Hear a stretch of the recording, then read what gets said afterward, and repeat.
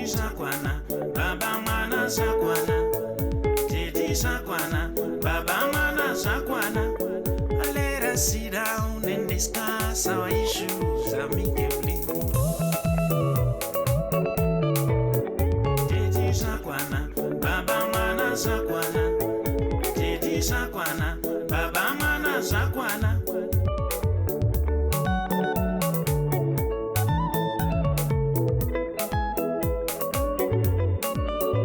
Let us sit down and discuss our issues amicably. Let us sit down and discuss our issues amicably. Let us sit down and discuss our issues amicably. Mumbe zakauya kwedu nyangwero sambo rokauya kwedu. Mumbe zakabviswa kwedu nyangwero sambo rokauya kwedu. Nyangwe mundiro vanatete vakanhonga.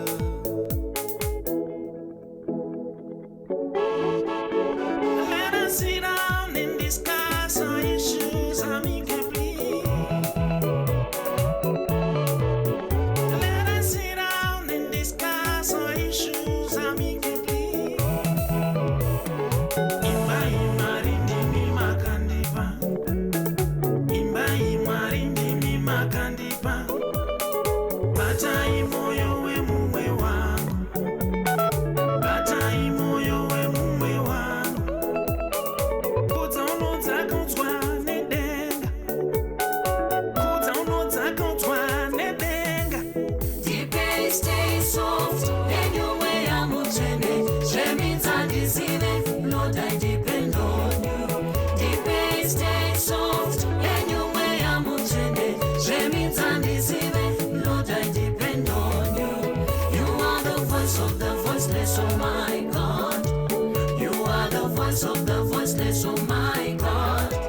You are the Father of the fatherless, oh my Lord. You are the Father of the fatherless, oh my Lord.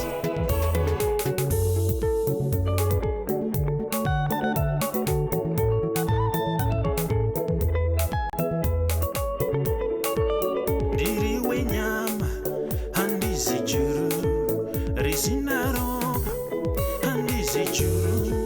Ndiri wenyama handizi churu risina ropa.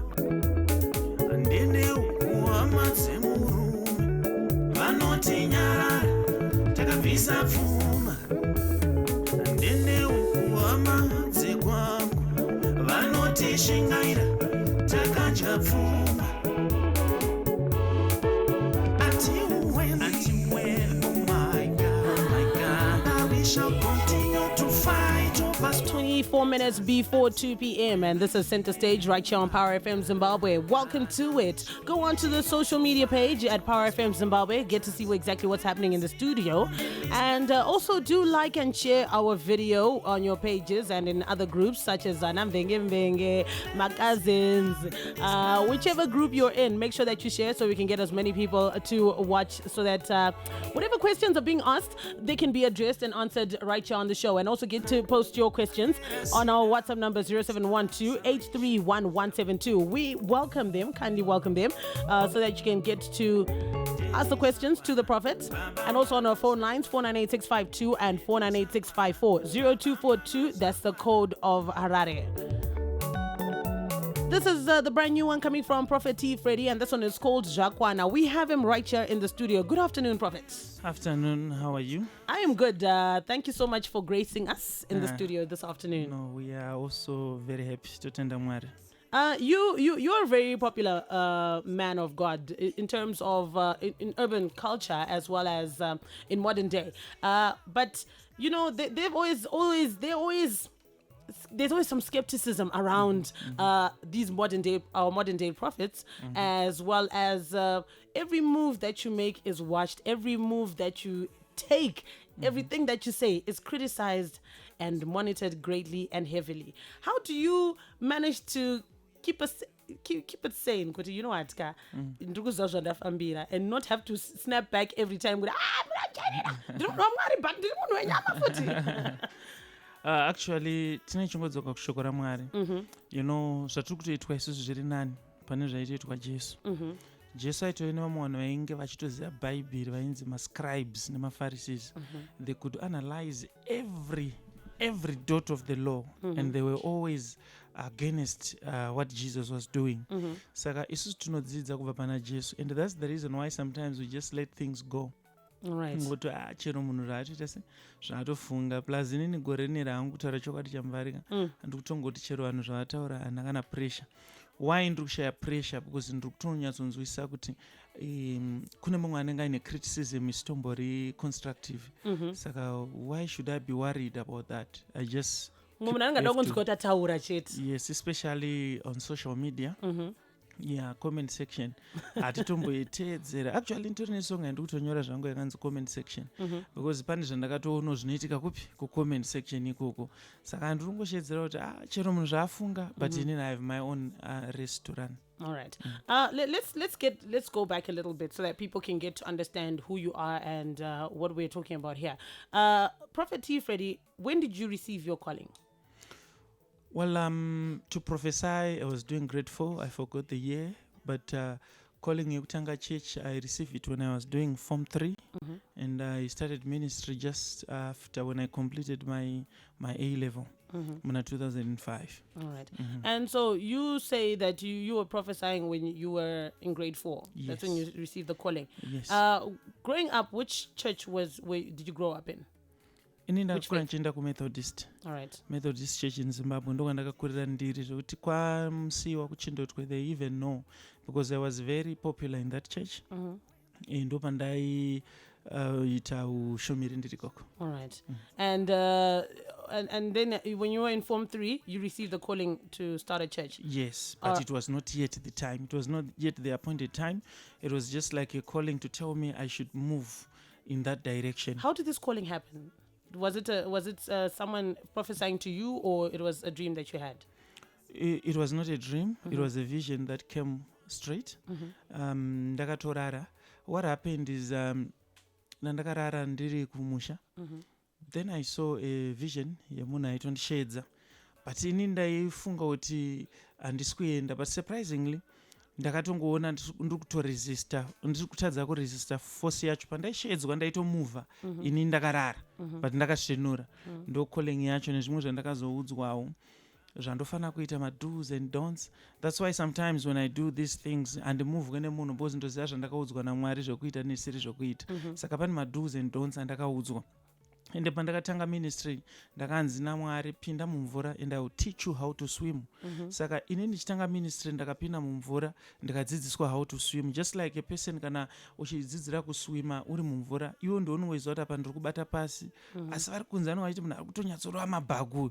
So that was the thing, like vanhu vaitofunga church iri kuenda kumberi but inini ndaitoziva kuti apa ndakabata pasi. That's how it started. All right. And you said it was not a dream, it was a vision. Yes. Can you explain to me who may not understand the difference between, what's the difference between a vision and a dream? A dream ne vision mutsauko ungoripo ndezvekuti a vision inoitika wakatosvinura wakatarisa uri conscious but a dream unenge wakakotsira ndo mutsauko chete urimo. But the way you see pictures, like when I said I started to prophesy when I was grade 7, according to my parents they say I started when I was 1 year 8 months. How? And they can confirm that. How were you doing this? Because ini ndakakura nchinzi ndovhunduka but ndo ma-visions andaiona. Alright. So ndichiona ma-visions iwayo ini ndainge ndiri mwana mudiki vaiti ndovhunduka but ndokukura kwandakaita. So you'd see kuti ndaiti kana ndikaona kana Chamvary when I grew up kwedu unobvunza chero munhu ini ndikaenda kana kumombe ndaigona kutamba kunoita musikanzwa kumutserendende but ndaigona kuziva kuti mombe dziri pakati kuenda kunodzitsvaga panzvimbo iyoyo. Then yes. Wow. Okay. saka ndo kutanga kwazvakaita. Then when I was growing up ndo pakazoitika nyaya yekuti ndanda kuita ndichizikanwa like kuGlenville they know kuti pane munhu wandakashandiswa naMwari kuteera anga ashayikwa anga achitenderera musoro ndikanomuwanira kwabhora ndichimutsvaga in the spiritual realm. Wow. So when we are talking about those things we talk about real things that happens. That's why even kana chipa ma spiritual spectacles I need docket ndichida report yekumapurisa and mapurisa eGlenville they can confirm kuti ndine macases mamwe atakagona kukrika evanhu vakanga vatobirwa vamwe tichirecover zvinhu vatomujeri vakaconvictwa but zvinhu tichizvirecover, so it's possible. All right. So we'll come back to the abilities that you have. You said you were in 2005 you were doing A level. No, I finished A-level in 2003. Oh, you finished in 2003. But Goodness and Mercy Ministries yakatanga 2005 mwezi wa 15 May. Okay, and so how old does that make you now? Makore angu Let's share with us. There are a lot of people that want to know. Ndakaberekwa muna 1983 18 September, yes. Okay. All right. Saka makura prophet. Okay, and now growing up, you're receiving visions. I think back in the 2000s, prophets and Pentecostal churches and all these miracles that are happening now were not as popular back then. So, how did you manage to get people to take you seriously in a country whereby traditional churches and traditional values were the order of the day, especially in churches, rather than what is happening right now? Ini ndakaturunuka kuzikanwa because ndakatanga kuprofita ndiri grade 4 but I was not yet popular. Mamwe maministries mamwe atisingataure zvinhu nemazita vakatosemuka, mamwe maprophets akasemuka, but I was always around. Ende kuGlenville ndokwandakanga ndingori, ende panzvimbo yatiri ndo yandakanga ndingori. Ndinobheliva nguva yekuti yaMwari inosiyana. But ndisati ndatotanga chechi ndatotanga kuimba. Saka you'd see kuti zvekuimba hazvina kukurumidza kuzikanwa than ministry. But in ministry you've got a gift of prophesying, and yes. you are like vakuru, were they able to easily able to accept this gift that you had on you, or it was one of those mfano yatanga, or even the community mfano yatanga? Even my parents were not accepting that, especially my mother, because tienda kuchechi ndaenda kuita problem kuti vanhu vaiuya kumba vachida kunamatirwa. Saka mama wangu I remember vakanyora mutemo wavaiti mutemo une 10 wakanzi hapana anouya achitsvagwa kuvana, munhu aingoya achitsvagwa ndini. So it took time kuti vazozviunderstanda kuti munhu uyu pane calling iri pari, and in society futi people were not accepting. Even up to now people are not accepting the prophetic, though zvazvo vanhu vakuita vachinzwisisawo mbijana mbijana. And so now what year did your ministry start to grow? 2014, around 2014. Yes, that's when it started to grow. Yes. And this music, you said you've always been singing. Saka, at what point now did you start to fuse it together with the ministry? Because this takes a lot of your work. You're also trying to grow your church, you're trying to grow your ministry, and then there's music. Makasitanga kuzvifuse rini? First album yangu inini yainzi Messiah ndakairekodha 2002 ndiri pachikoro nchita form 5. Ndasponswa naprincipal vepachikoro ipapo wainzi Mr. Nyamfunga. Ministry 2005. So what happened is mukatarisa ndine makore, was second album ndakazoireleasa 2006. Pane makore akawanda because ndandiri kutraya kubalansisa ne ministry. But the good thing is iko zvezvi church yakura and I've managed to raise people vanogona kumirawo pandinge ndisiri. Ndosaka nguva yekuimba ndiri kuita ndichiwana. But mashoko angu zvangu ndeingoti inini hangu ndinofila kuti handisi muimbi sterek because ndoita zvepart time. Saka kune mumwe anenge aitofila. So is this a hobby for you? Yeah, it's a hobby. Yeah, kuna andofila threat message yangu ndiyongoti ano ndiringopfuurawo. What do you mean anenge achifila threat? Asi kune vanhu kunzoko vanenge vachitati munhu ada kutivharira vobva vaitawo mamoves ekukuvharira panze. Zvinoitika manje my fellow musicians ndototaura kuti vatonzwa iko zvino. Kazhinji ukuona paine negative comment yatouya inenge ichitobva kune mumwe munhu ari kufunga kuti pamwe iwo wakaipa. Like there's always been my allegations anenge achiuya kuti you pay ma DJs kuti varidze music yako, you do this kuti varidze music yako. The thing is there's nothing like that. yeah, because inini kutongoya panapa macalls andii ndangoreceivawo ndisina munhu andataura naye kana kuzivana naye. Saka vanhu vakaona kuti munhu ari kusimuka, they don't like it. Vanotowana nyaya chete. Vanowana nyaya plus nechitofunga zvinenge zvitongori right because ukabhutsu rakadachi kaka unenge uchitokayambutsa futi. All right. So Prophet, now imimi you are there, you are singing your music. Music yenyu iri kutambirwa here nevanhu besides kunzoko in terms of my shows, are you being invited or sales or it's not zvinhu muri kutarisa sezvo mati this is a hobby for you? Kuma shows ndinotoramba because inini handiwani nguva yekuzoenda kuma shows. Asi pandoita mashows kazhinji pandinichitongoitawo macrusades kana kuti pandoita maservice angu ndo pandinongoimbawo. Asi kunze iri kutambirwa like kunana Mozambique kwese, so ndichinzwa mareports and vanhu vachifona vachiuyisa ma-invitations, but ndinofunga kuti ndikazowanirwa nyasha maybe ndo pandingazoconsider nyaya yemashows, but I don't think I'm a performer anyway. Yeah, because music epacity live zvinosiyana ka. Yeah, I think performance zvadana Bethany nana Matthias. Yeah, team iroro ndo side rap, but inde nchongoitawo pandogona. All right. So now church iri kukura. Right, can you give us a number off the top of your head of the number of congregates you have? Yeah, our membership is grown close to 25,000 when you're talking of the whole Zimbabwe. You've got churches, branches around the country? We have members all over. All right. Atisatani ma branches, but we have members all over. Ndikangobuda kuenda kunze, you'll be surprised. In fact, ku Glenview, patinoita service, vemakomba vandoziva kuti vanhu vazhinji vanenge vachiongoya kuchechi because membership yedu iri kunze kunyanya. I think ndo kwatine strength yakawanda. And we've noticed also in your services that you have become a part of Revelations. Akusiko kuti kunongoendwa munhu uine nyaya dzako dzinobva dzatongonzi bvojo ipapo. You know, kune vanhu who are skeptical.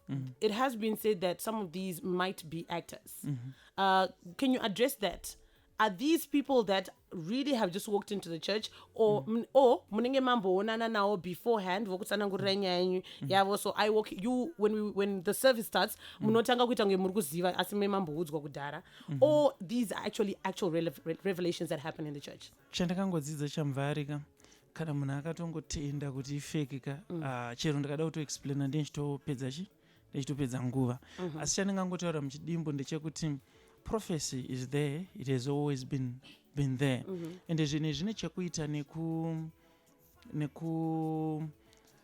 nekutambira kwemunhu. Pandofunga waona kuti handina kunyatsofeel comfortable kudaira mubvunzo iwoyo.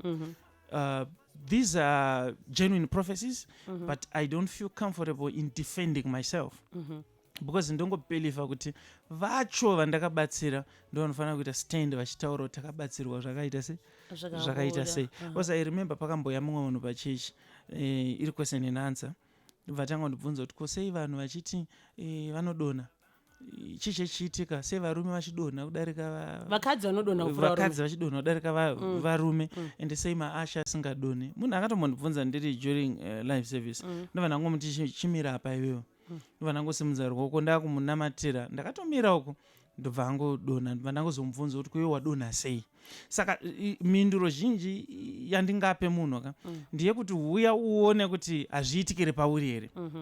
Because kana takutaura nyaya yeprofesi tikutaura nyaya yechinhu chiripo, ende ini kana chiprofita ndinonzwa a voice ndoranichishandisa. Saka voice harife rakandandama, harife rakanyepa, harife rakanonoka.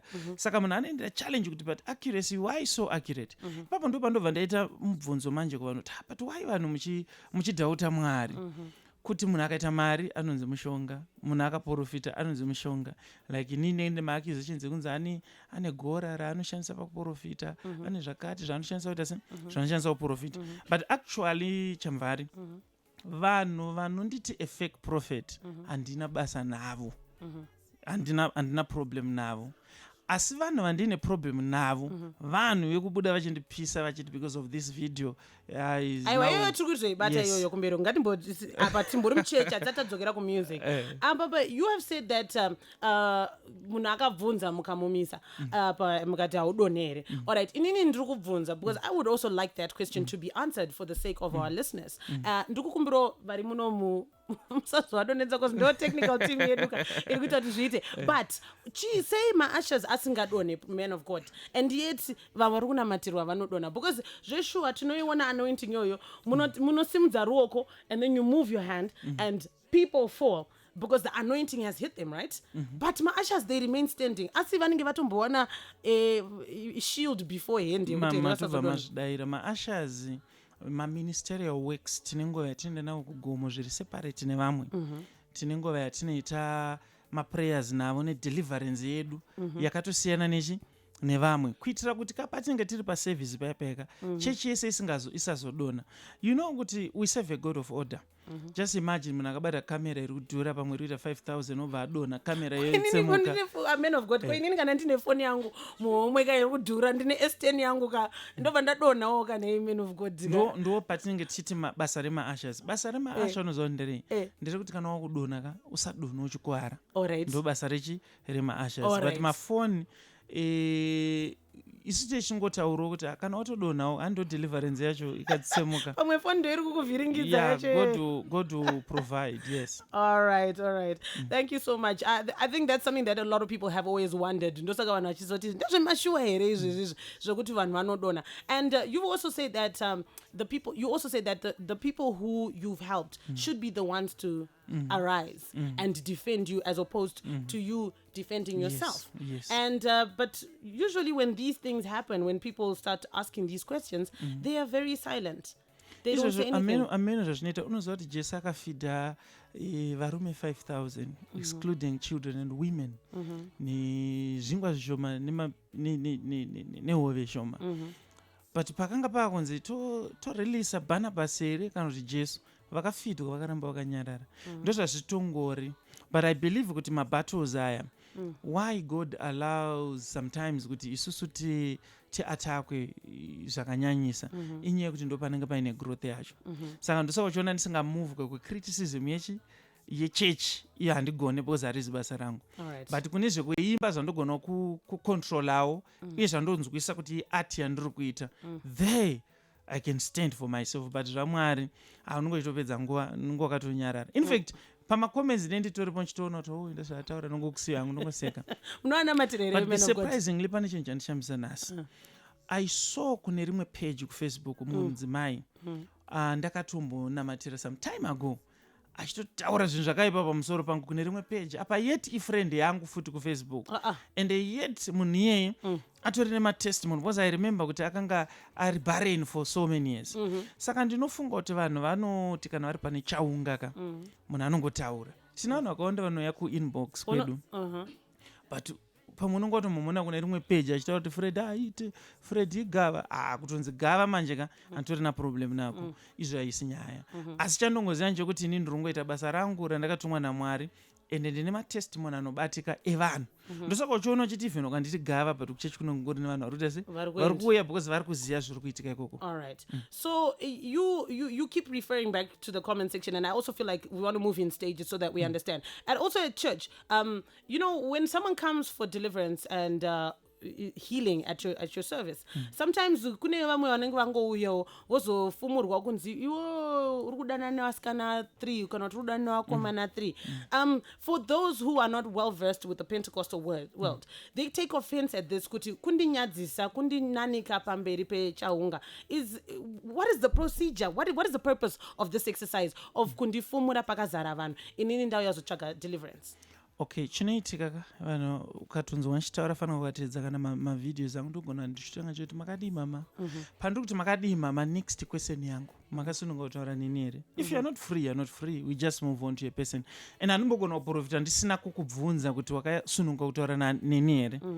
Iwo hanti unongotiona kuti prophet vanodzika kusvika papa nditika. But ndakasununguka man of God, but man of God be easy because pamwe ndauya nevanyarikanika man of God mimi makonditsemurira mafaira angu pamberi pevanhu vese ko ndikati ndakasununguka asi man of God ndinongoita zvauri kuda kungoti vanhu havasati but vambozvikumbira kazhinji ndopaunonzwa munhu achitoti go dhipa zvainoreva manje kuti vhurai mafiles eupenyu hwangu ende ipapo futi munhu akadaro but ndosaka uchiona tine maplatform ema-1-on-1 but people they just criticize everything platform ye-1-on-1 kuti ndo kune nyaya dzako dzisingatase you're saying I think I'm special, I don't want people to know my stories.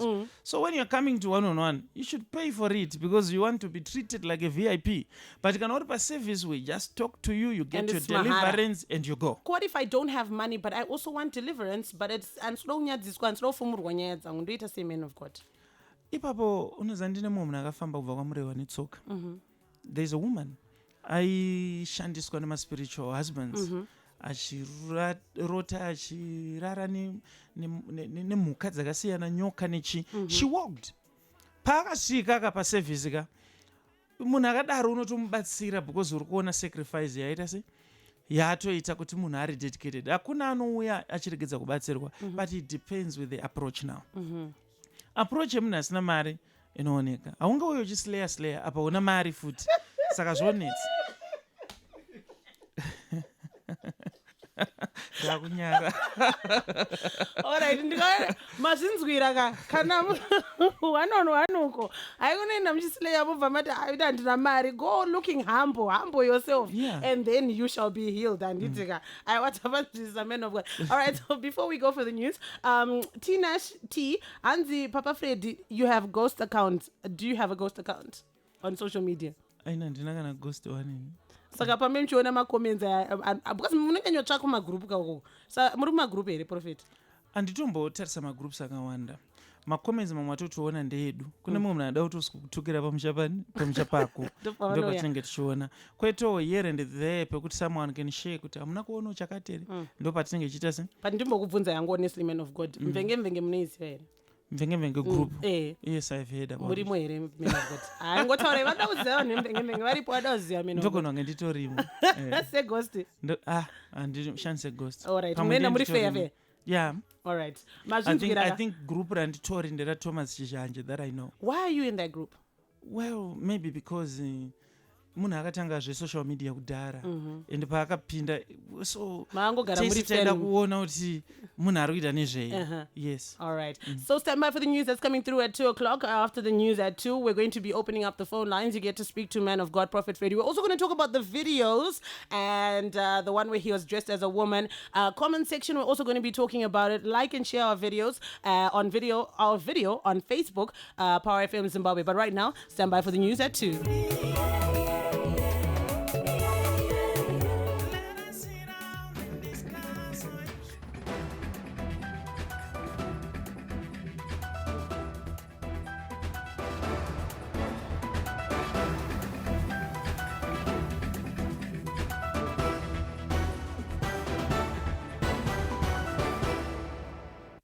The news at 2 with Valerie Piano. The Zimbabwe Parks and Wildlife Management Authority, ZIMPARKS, has reviewed the Victoria Falls Rainforest conservation fees to improve the authority's operations. The adjustment will see domestic tourists now paying $60 per person, up from $30, while the entry fee to the Zambezi National Park is now pegged at $50 with effect from the 1st of this month. Regional and international fees remain unchanged. The locals, who constitute around 25% of the total annual visitors to the rainforest, expressed mixed reactions to the adjustment, with some describing the revised fees as reasonable while others bemoaned the short notice. A 26-year-old gold panner has been murdered in cold blood by his colleagues at Khabane Township in Eskodini following a misunderstanding over loud music. The victim has been identified as Simbisai Sibanda of Nkai. Acting Provincial Police spokesperson Inspector Loveness Mangena said the deceased, who was coming from Eskodini Business Center in the company of his friend Tawanda Mpofu on Sunday, was accused of making noise with his portable radio. The suspects, who are known by their nicknames Pitori, Tawanda, Philip, and 2 others, are alleged to have approached the deceased and attacked him with empty bottles, stones, and logs for being a nuisance. Police are appealing to anyone with information that may lead to the arrest of the 5 suspects to report to the nearest station.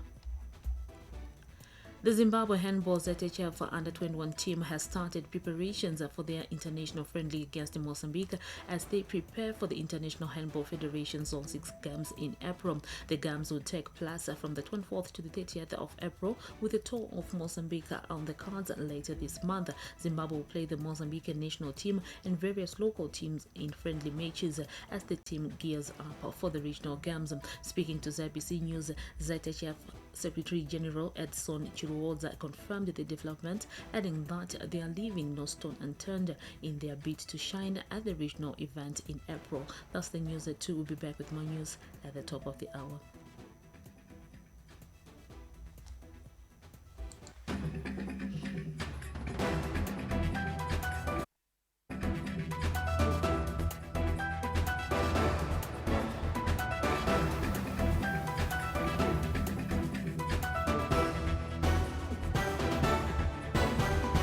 Today's hits, tomorrow's legends. 24 hours of non-stop anthems.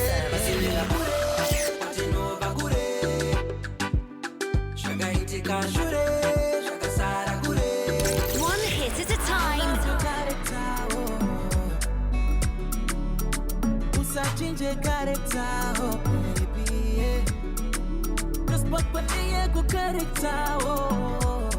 All the hit music on the greatest station.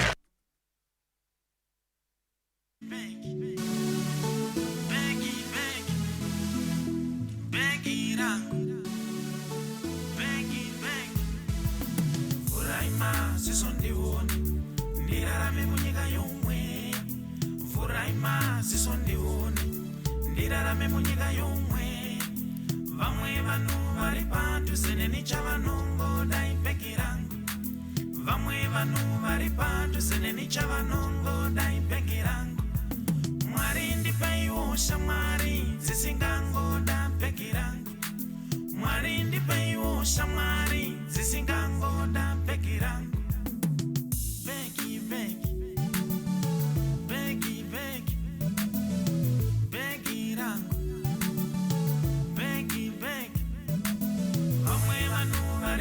Seneni chavanongo dai pekirangu. Vamwe vanu vari pantu seneni chavanongo dai pekirangu. Vuraima sisondioni ndirarame munyika yomwe. Vuraima sisondioni ndirarame munyika yomwe. Mwari ndipeiwo shamwari dzisingango da pekirangu. Mwari ndipeiwo shamwari dzisingango da pekirangu.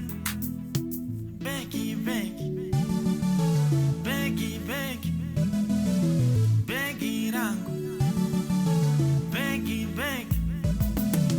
When things are not alright, you disappear in my life. When things are not alright, you disappear in my life. When things are not alright, you disappear in my life. When things are not alright, you disappear.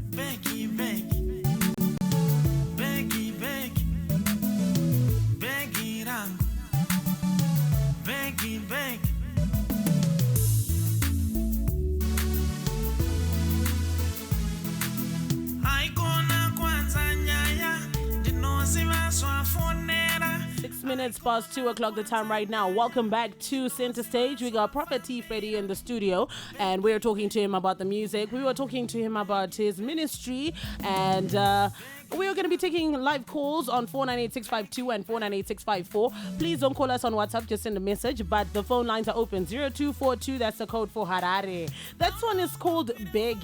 And I remember when you started shooting the video. In fact, there was... let's start there. Prophet, do you pay journalists, or do you send out these clips and these photos to create a hype for your video? Pa video yendekeda yandakaita na Talky Vibes.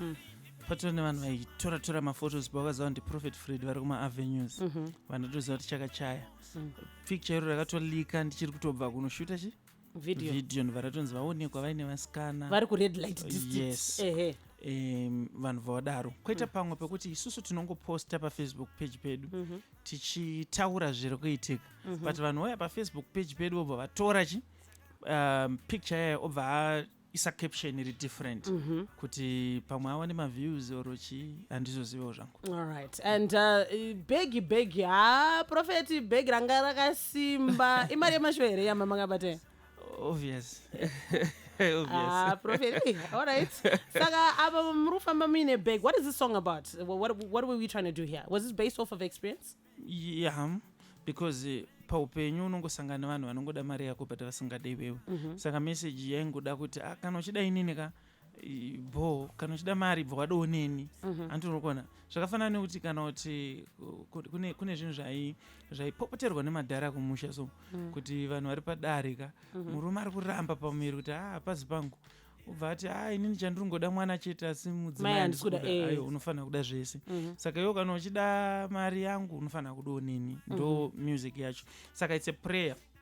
Muna kuti Mwari ndipewe ziso rekuti ndidiscerne kuti uyu munhu auya ari genuine here kuti munhu ada mari chete. And mimi Prophet, you have people that come close to you vachida kuita unge they want to help your ministry grow.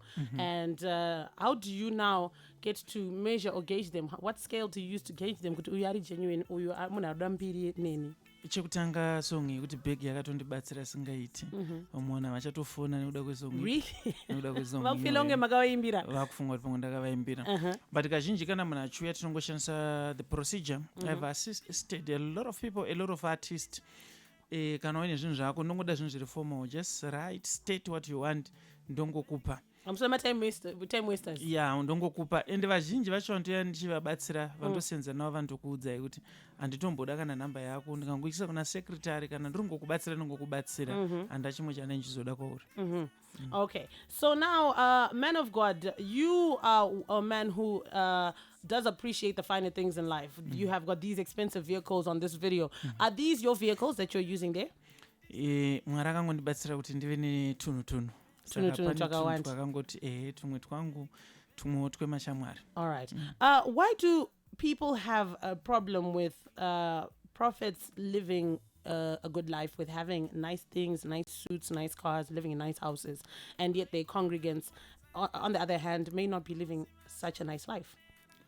Zvine zvakuda ivo kuti vataure kuti why vachiti havo problem, but chandobhelievha inini ndechekuti vanhu pavakapinda muark, Noah paakanzi naMwari vakaark, apedza kuvakaark ndinoa akaudzwa paakanzi chipinda nevana vako, meaning to say kuti vana vaNoah vakabenefita kupinda muark simply because vanga vari vana vaNoah. Saka kana baba venyu vakanga vaine mari kana kuti baba venyu vakasimuka, then it means newewo, because hapana panengamboita business inini ndichiemploya vamwe vanhu vari kure kure ndichisiya futi vana vari muchechi. Ende chimwe chinhu chinoitika Chamvary vanhu havazive life yemunhu. Vanhu vanenge vaifunga kuti pamwe ari ngoita mari nenyaya dzekuchechi nechi, but tinenge tichisenza ende pamwe toshanda mabasa ekuti hatingagona kuudza kuti ndoita zvakaiti ABCDEF, but unenge uchitoshanda zvokuti vari padhuze ndo vanotoziva kuti but Prophet is a hard worker. Saka ndotofunga kuti ukaona Prophet vatosimudzwa, it's a sign yekuti newe unogona kutosimudzwa. So you don't only focus on ministry, you've got other works that you're doing which are financing your life. All right, so anybody that looks at you mustn't feel like I'm a business, but in fact for the record ndiri live paFacebook neparadio and kuchechi kwedu muvabvunze kuti ndine tithe reyandobata kana offering. Even if you go to our finance handitambire handina tithe haiuye kwandiri, offering haiuye kwandiri completely. Ende kana ndichienda kunze kana tikanzi tine crusade handidi church kuti itoita ndotozoondoita inini ndichifinansa because ndobeliever in giving. Saka for the record handibati tithe yemunhu, for the record offering chaiyo chaiyo handibati even yekuchechi. Zvandiri kutaura izvi zvotozivikanwa navanhu vegoodness and mercy ministries. Pandoziva kuti pane mumwe achangoita nharo achingoti tiri kuvharwa, but ndozviripo. All right, man of God, Kopa mambotaura kuti vasikana ndo vanodonha, vakadzi ndo vanodonha kupfuura varume. Why is this so? Ndozviri mushoko raMwari Chamvary. Unoziva kuti munhu paakatadza achipiwa punishment yemurume akanzi uchadya zveziya. Ndosaka uchiona iwo chero uri murume uchichera gomba soka kuti uwane mari, ukabata kana $50 ndoziya rako kairi. Mukadzi anogona kusvika ukarova ka 50 kese nemusoro kana nemanews, wakudzokera futi kunodya cheziya, because that's it. Ndozvazviri. Punishment yemukadzi yakanzi mukadzi achatakura pamuviri 9 months. Uye nhamo dzake dzichawanda. Saka ndozviri mushoko raMwari. Kana una Genesis chapter 3 akanzi your sorrows are added. Saka zvazvinenge zvichireva ndezvekuti madzimai vane maproblems akawanda. Ndosaka uchiona kana mudzimai nemurume vakawirirana, kana abata pamuviri, mudzimai ndiye anosara neburden yekubata pamuviri. Kana vakuenda kuleba, mudzimai ndiye anoenda futi kuleba. Unokondodzwa kuti murume wako atosara aine girlfriend ka, iwe uri kuleba. Kana wabata mwana ndounorera mwana, ndounochinja mwana pamba, murume ari kure nazvo. Kana mwana wako arwara ndiwo naye futi muchipatara. Kana afa ndounenge uri kumusoro kwebox. Saka that's it, ndo masikirwo azvakaita. Saka ndofunga kuti machallenges akawanda kuna naamai ndo anoita kuti vanaamai vauye futi kuchechi vakawanda. Uyezve kugamuchira kwavanoita kunenge kwakasiyana. Ndosaka uchiona murume haacheme kana pari panhamo, vamwe havatochema kana kubuda musodzi. Ende no wonder why uchiona kuti varume vakawanda ndosaka tichikurumidza kufa kudarika madzimai. Because kusachema kunotouraya futi iwe usiri kuchema. All right. Tafi got in touch with us and hanzi tibvunzirewo Prophet vedu vakambotanga vachiprofita kumasowe here and vaimbonamata here kumasowe. This is sezvatinongonzwawo kunoku. This is from Tafi. Yes. What happened is when I grew up, mama vangu vaenda kumethodist, baba vaenda kupostori. Saka ini ndaienda kumachurches ese semwana. Taenda kuholiday ndainyanya kuenda kumethodist because kumusha ndoka yaipindirwa. Tiri kuno kuHarare ndaienda kunenda baba. Like I said, nichitanga calling yangu ndakanzipinda mumvura. So it's true kuti ndakatanga church ndiri kupostori because ndaipinda mumvura. Ndopa ndachitaura ndichiti I was learning as time goes on. Ndadzidza zvaida shoko raMwari. Ndakaenda kumaBible school too. Panguva imwe chete, because I wanted to catch up kuti Methodist. Where was this now? Pamati maimbopinda Methodist ndaitongoenda ndokuchechwa namama. All right. But kumethodist manje ma issues prophecy manje they were not acceptable. Yes. I was a prophet by then. Because I remember inini pandaivhunduka, like I said, nichivhunduka kwaiva vafundisi vekumethodist ndo vaizoti kana wakuvhunduka unofanira kuti nezita raJesu. But ini ndanda kutoziva kuti gift yeprophecy iripo. Saka kumethodist ndaiendera word, but uku ndaiendera kwandai acceptwa kuti ndigone kuoperate in the prophetic. All right. I think tanzwisisana ipapo. 0712831172. Hanzi, how can you pay kuonana nemunhu waMwari zvekudenga zvobhadhariswa here naichamvari? Prophet Ivo vakambobhadhara here for his gift since he's now making people pay to access his gift? Yeah, I want to answer that. Chekutanga ndoda kuti ndidefende nyaya yema-attacks atinoitwa ekunzi munotengesa ma-wristband, munotengesa anoite mweyo and what. Ipapo zvichitaurwa nemunhu akabata bhaibheri, but bhaibheri racho akatoritenga futi iye ari kutaura kuti munotengesa zvakati. Saka chekutanga zvese zvana anoite mweyo zvinoitwa na-administration yekuchechi ndoyoda kuramba ichifunctiona kuti igone kugadzirisa mamwe ma-expenses, like unogona kuone kana program, hakuna program yekuradio inonzi yechechi for free Chamvary, hazviiti. But coming back pakuti kutopay atomvera tati kubhadhara isu. Ayo ma1 and 1 ngati kubhadhara. Isusu kwatiri tesikati kubhadhara manje ndo patakasiyana. Isu toti kusida, we believe mukudyara. Ende zviri mushoko raMwari. Ndongopa example. So, okay, sorry, because of time, let's just go quickly. You said you're seeding and it. Yes. So if I come and pay the fee for one-on-one, and zhandrukuna matira zvoramba kubudirira, what could be the reason why zvaramba kuita? Kana uchitodyara manje ka, unodyara uchitarisira iwewe kuti uchakohwa, ndicho chekutanga. That is true. Chechi 2, paunodyigara uri kubhilivha muivhu rauri kudyigarira iwe kuti uzoenda kwaprofet T Freddy pane zvawakanzwa zvaprofet T Freddy ndo ivhu racho ndokwauri kuenda handitika wasvika ikoko chinoita kuti udyare usati waonekwa it's because ukabhadhara waonekwa is now a payment for service rendered but ukadyara usati ukabvisa seed yako usati waonekwa you are just believing kuti encounter yandaita nemunhu wamwari yakakwana and what's an encounter unogona kundiona I don't speak to you but I simply say one word kana ndongokuleya mahands you are believing kuti izvozvo zviri kuchinja upenyu wangu iyi inyaya yefaith yemunhu. After seeding, men of God, Monduza, one word, men of God. Manje you need to be serious, Chamvary. The seed, men of God, but you know go mashoko 4 or 5. Chamvary, munakauya kuwanu kwangu. Mwantu buda. In fact, 80% vanobuda vakatsamwa. Because I'm a prophet. I'm not a pastor. I'm a prophet. All right. Uchigara, ndongokuudza kuti life yako so. Uyu endanorambana naye. Wakutosimuka. Saka muoffice mangu sinomboisa machair ane comfort yakanyanya because hauna chekugarira. Wanzwa mind yani? Yamwari. Saka nawanzwa mind yamwari zvatopera. Elisha akatozviita akaprofita munhu angabva kuSyria kuenda kuIsrael. Akamira padoor. Angoti kuna Naaman enda kuna River Jordan. Zvatopera 1 on 1 yaterese? Yatopera Naaman akaenda akatsamwa but yanga yatopera 1 on 1. All right, 498652 and 498654. Let's talk about the video. Now, this video became a big, it spread like wildfire. You were dressed as a woman, and this caused a lot of people to question now, why is the prophet, a man of God, dressing like a woman, yet he is a man?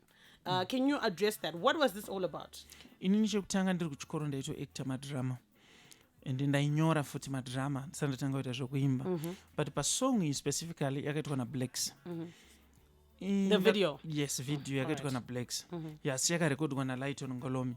Saka ndakati kuna Blacks, ini ndiri kuimba inini kuchikoro kwandinoenda kuWomen's University.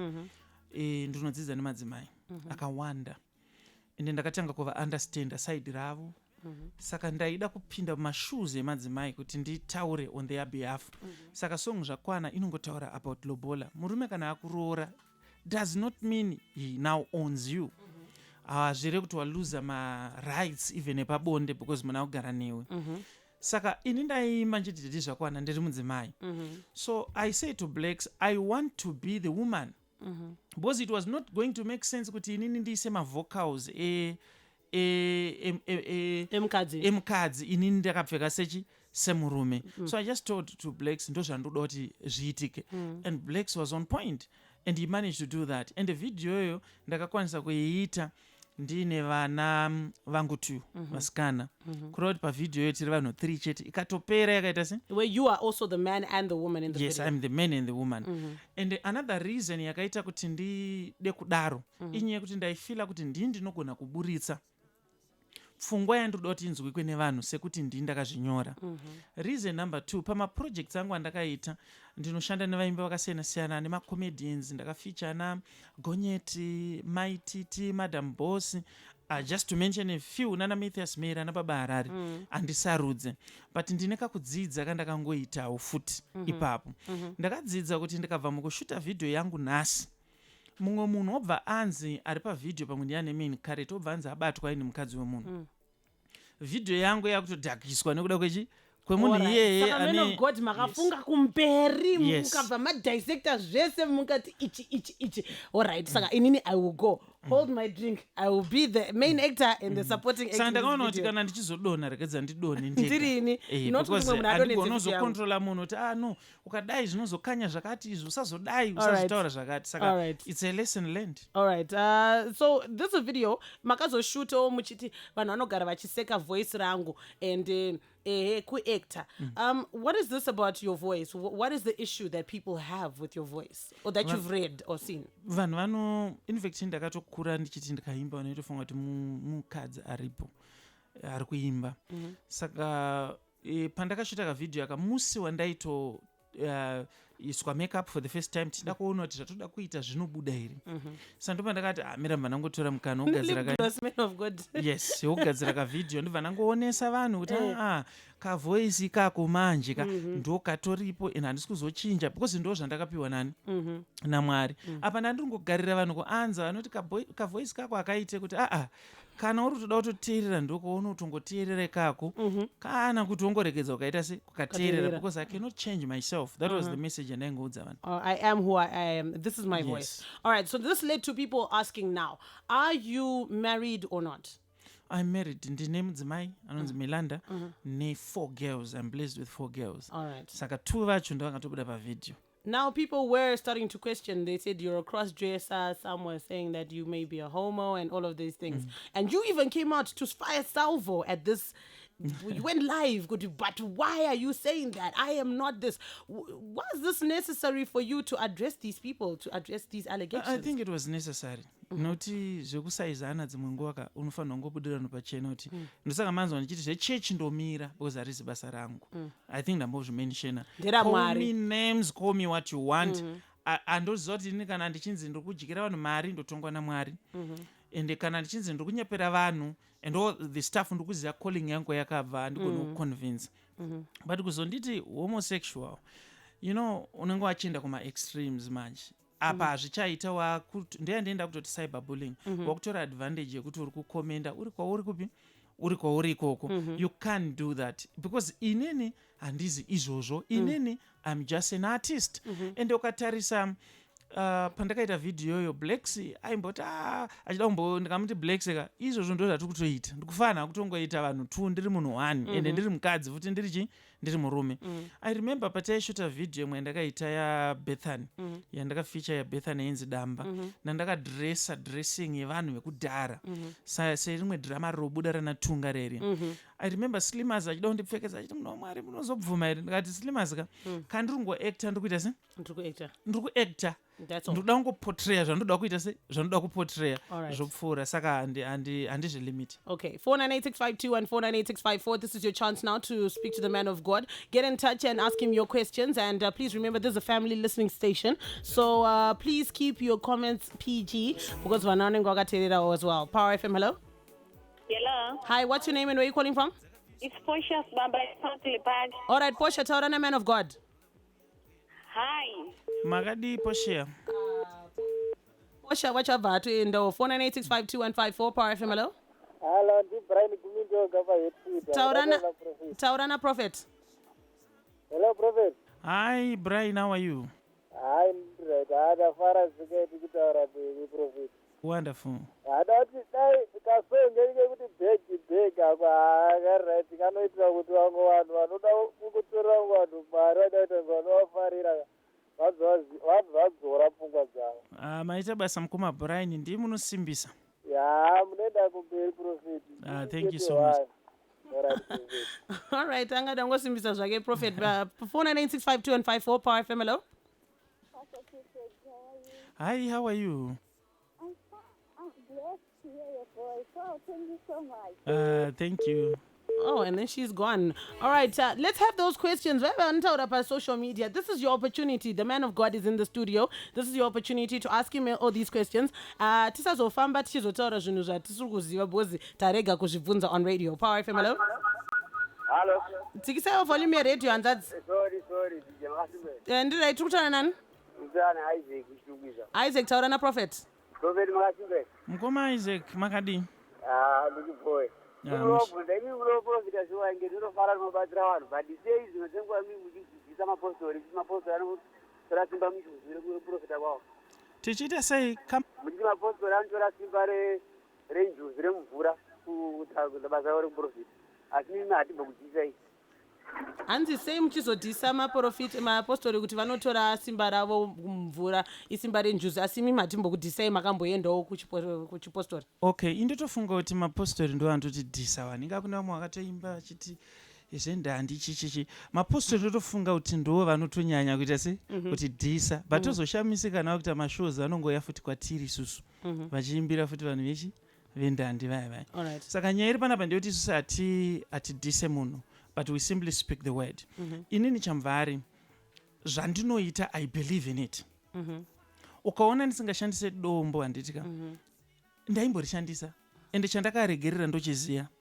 ukaona ndisingaiti chakati ndotoziva kuti ichi mushoko raMwari ndakachiverengawo kusvika apa saka ndinodai. But this is where the question comes through, man of God, kuti arisi zheti remari here, because kumasowe dombo riya haritengeswe, mvura iye haitengeswe, but uko ndotengesa anointed water. Unogona kuti izhetika but zvekuzotaura machechi evanhu tisingadi. But chii chakanaka hako kuti munhu anokuti kuuya uzondiona paroda zvakatika pane munhu anokuti uya nemazai 2 crates dzemazai obva ashandisa mazai 2 kana kuti wokuti uya nehuku obva ashandisa zvakati. And you see kana kuti wokuti mweya uri pauri unofanira kuti tikaunamatira huku iyi inofanira kufa. Huku iya inosara ikoko ende huku iri kunamatirwa ndeyebroiler akazika roadrunner kasingafe zvekumhanya. And you see saka all those things zvitendero zvevanhu ende hatipo pakubata zvitendero zvevanhu. But sometimes isu tinongotika kana munhu azotaurawo tinodefendawo but tinodefenda tiri kuplatform yedu. Zvakanaka kana uri mupostori handiti vanhu vaukaunganidza vaive chivaticha zvauruda kuti zvauri kufunga kuti zvindo zviri mushoko raMwari because vavinga iwe. Isusu vauya kwedu vaivai tinovatichawo zvatinofunga kuti zviri kuenda zviri kuita isusu. But problem ndeyemunhu anotora vhidhiyo yangu yepafacebook page pangu handiti ndaipostera mafollowers angu inini inonzi kuiswa nevandaita se nevandapostera obva anoichinja caption kuti ireve zvimwe uko kauti unoiedita ouisa kaclip kana kungoti muchibva pano mukunonhonga mari munobva angotora kuti muchibva pano mukuita se munonhonga mari. But haasi kutombonzwa kwabva semoni yese because I was preaching about manna came from heaven yakadonha pasi. Saka ndo zvatinongosangana nazvo izvozvo. All right. Speaking about kudhisa or speaking about vanhu vanotora mavhidhiyo enyu, Prophet Passion Java recorded a video where he had a wig on and he also said, "Don't Prophet T Freddy imitating your voice," and so forth. And then you were said to not have been impressed. Is this true? No. Nini handinambobvira ndakati handina kufara nazvo because munhu aingoimitata and there's nothing wrong. Vakawanda vanhu vanotiteedzera makadii mama. I listen to them saying that. Kwoita vamwe tina mamwe mafans edu arimo mukati umu vakaita sana Laziti. Laziti anogona kuita vhidhiyo yake nhasi ka achikuti big up Prophet T Freddy internet hainetse. Manga vanoti song yakawina sei internet hainetse. Manga vanotobuda apa challenge. Kurati mafans edu ngawandi. So are you saying that Prophet Passion Java is a fan or could be a fan? No, not really. But it shows kuti munhu anotondinzwa ari kupi ari kwaari kuko. Neniwo futi ndinotomufollowa ndosaka ndaitoti dai paakagochera vanhu akangondishedzawo ndakangoyo ndakaita ndakakwana. Man of God, vari kuAmerica kwai hamunondishedzawo. So at the end of the day you are all yes, we are one thing. We are all prophets and we don't fight each other. But vanhu vanenge vakuda kuuya ndosaka ndachitaura nyaya yecaption baibe kuti munhu anorova caption yake. So these are the big name prophets. Munowirirana nawo futi vamwe. Nyaya inenge iripo ndeyekuti mumwe anenge abhigi zvokuti achasvikirika ende inenge iri nyaya yekuti ichitonda mari kuti isvikewo paari. Sizvangofananawo neniwo ndareizwa naMwari zvokuti mumwe munhu anenge aida kutosvikawo pandiri asingazivi kuti anosvika sei asi hazvirevi kuti havasvikirike. It means mumasecos imomo we meet one way or the other. Vamwe togona kunge tisina kumboonana physically but we talk pamafoni. Vamwe tinotongosangana through vana vedu ivavo because ndokuzivana kwatinge tichiita and we end up interacting zvakadaro. All right, Power FM, hello. Hello. Hi, what's your name and where are you calling from? Yeah, mukutora na Kupakwashe from Wesley. All right, Kupakwashe, taura na Prophet. Hello Prophet. Yes, kuda, how are you? Yeah, ndinofara ndinonakirwa nemusic yenyu chaiyo. Maita basa mukoma kuda. Yeah, tinotenda ndizvo. All right, thank you so much. Power FM, hello. Hello. Hi, what's your name and where are you calling from? My name is Beatrice. Beatrice, taura na Prophet. Hello. Hello Beatrice. Makadi Prophet. Mushe makadi. Tinotenda kugone music yenyu neshoko renyu ramunongoparidza. Thank you so much Beatrice. Beatrice, okay, Beatrice, I don't know una mvunzo were kuna Prophet. Power FM, hello. Hello. All right, please turn down the volume of your radio. Terene pa phone. Power FM, hello. Taskwera maskwera. Ndatoona Prophet. Taura inavo ndiani zita renyu? Prophet ndingoda wangu kaonda fiti chete chekufambisa. Ya kaonda fiti ka watogona wataura ndiwani? Abva atoenda usina kutaura zita rako here ne? Ndoshavire kusaita mari. Prophet isho here kuti makatengera Shugeta mota DJ Shugeta ku National FM. No, munhu wandakatengera mota ndiLibert Lupashla, who is visually impaired. I bought a... From Radio Zimbabwe? Yes, from Radio Zimbabwe. I bought him a compressor. Shugeta, I did not buy that car for him, but Shugeta, I prayed for him. To get a car? Yes. All right. Because in another question, all right, Power FM, hello? Hello? All right, we don't have anyone there. Power FM, hello? Hello? Hello, how are you? I'm fine, thanks, and how are you? Hello, how are you? What's your name and where are you calling from? Matthew from Glendale. All right, Matthew, Taurana Prophet. From Glendale. Matthew. Hi, Prophet. Say Glendale. I'm good. Yes, I'm fine. Hey. Holding other things constant, Prophet, your music is excellently good. To tend. Thank you. Oh, wonderful. All right, please listen through the phone so that there's no delay. Mukatera pa radio panaita delay, like what was happening on the score. Power FM, hello? Hello. Hi, what's your name and where are you calling from? Jolene from April. Tukupura muzikise volume radio. It's okay. Hello? Hello? We can hear you now. Go ahead and speak to Prophet. Okay. Just turn down the volume of your radio. Mutera Nipa phone. Power FM, hello? Hello? Hi, what's your name and where are you calling from?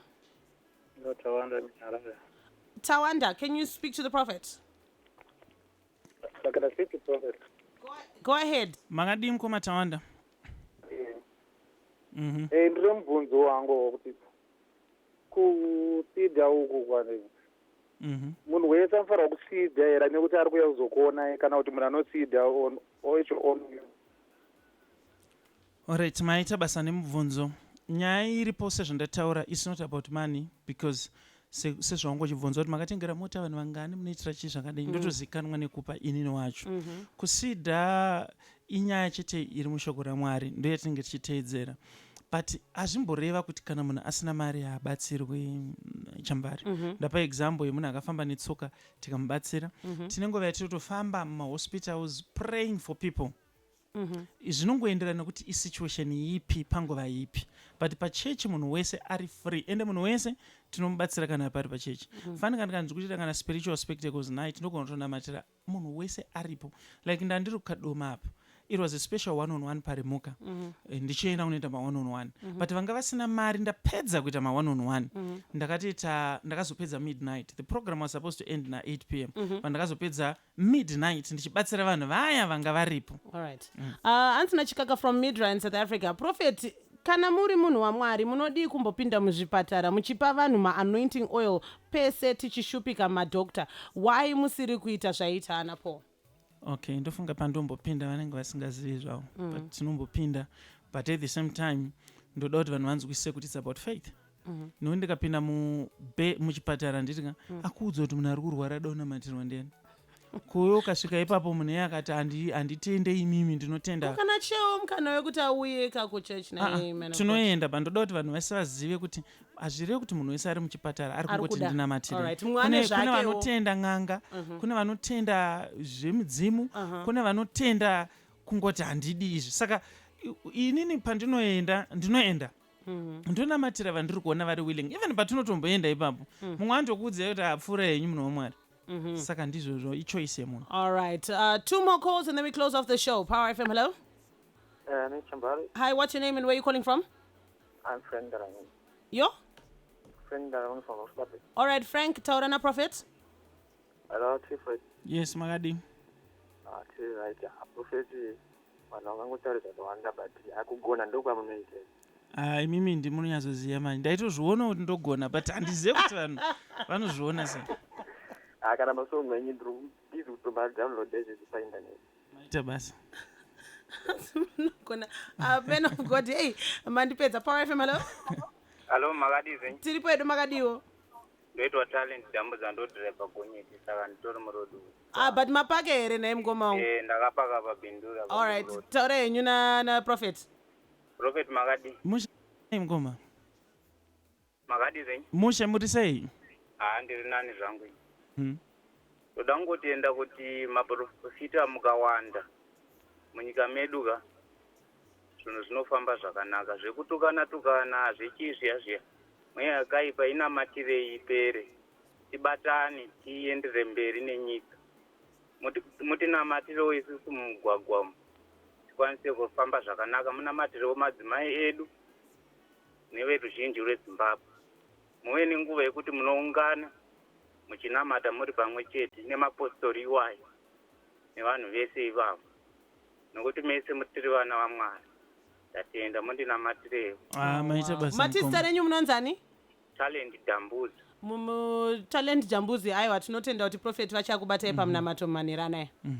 Azviita vatete, ndafara ndataura nemi. Thank you so much. All right, Prophet, so we've come to the end of the show. Are there any issues that you feel we might have left out that you want to address? No, just to emphasize, the voice irikari ndora Prophet T Freddy roriri. Hazvisi kuzombofa zvakachinja. Ende kuimba ndiri kungoramba hangu ndichienderera kuimba because ndinokuda. Ende mashoko angu andingangotaura ndeyekuti ndiripo pakutobatsira nevaimbi vakasiyana-siyana. Kuna vanenge vaida kurekodha, ndakabatsirwa ndiri mwana wechikoro, ndakasponswa naprincipal. I do understand kuti kune vane zvipo. Ndiringoti kuna anenge achida kubatsirwa, my door is open. Handisi kusarudza kuti uyu ndeyani kana kuti ndeyani. All right. Also, if people want to get in touch with you for kuzoimba, what are the procedures? What do they do? Vanenge vakuzongo kana vachingoziva kumaofisi kwedu, they can come through or kungosenda mamessage. Then problem. What's the number of my message? Handizoda kuti vabvunze zvechechi, ndiri kuda zvekuimba. It's also we're a radio station. We want to promote music and Yes. variko varikuda kubatsirwa kuimba. What's the number that they can get in touch with you? Vanofona pa 0712 528 094 0712 528 094. Mirai Prophet Nansanda Budisa Pen. Mati 0712 528 094. 094. Ndeye kuimba strictly zvekuimba. Send a message up inosvika. WhatsApp inosvika nditika. Aiwa tinotenda zvedu man of God. Imi moramba muchiendera mberi nemusic zvichifaisa nemabasa mabasa aMwari ka ayo achangokura ka. Because ndera Mwari. But rekuimba, are we going to stick to gospel kana kuti tichambobata nemamwe mazhanre? Tinge chingoti gospel pakuti zvese zvandoimba ka like musi 25 April ndopari kuda album rangu ringe chinzi area 1. Area 1 ipi vanhu vakuti tanga kutofunga kuti pamwechi kune area 52 pazvakatosiyana. Area 1 ini ndiringoti area 1 inokonzeresa chipande chii, ndopandiri kuti sabhuku dzikamai mugare mudunhu renyu. Area 1 inokonzeresa chipande kuvarume. Deliverance pazipi? What does that mean? Deliverance pazipi? Iyo titozoimira album kusvika yabuda. All right. Comment section matiri kubuda rini? Ichabuda paalbum ipapa ndichadecide. All right. And it's addressing one nyora sinabasa muma-comment section umanditika. Inenge chingoadressa kuti usadzorerwa kumashure munhu ari kukomenda. Mumwe munhu anenge achitokuadmire. But chasi ungoda kubuda pachena kuti ari kutonakidzwa newe. All right. Thank you very much. Hanzi, okay, I think pane vamwe vanhu vari kuzoposta commento vachibvunzawo zvatambobvunza zvatamboadressa before, but this video will be up on YouTube as well as on Facebook, and then you can get it there. Prophet T Freddy, thank you very much for coming through to Center Stage. We appreciate it. Welcome. Pane vanhu vazonzi hanzi Chamvary mbonamatirwa palive. Pari tricky kana man of God munoaziva kana aripiko munhu anyoroyo. Bedwe man of God munoaziva. Because togona kudzika. Aiwa Haley aiwa inangu personally ndakazvimirira hangu saChamvary man of God. Aiwa garai mafamba enyu zvakanaka tizofarirana mangwana. Today's hits, tomorrow's legends. So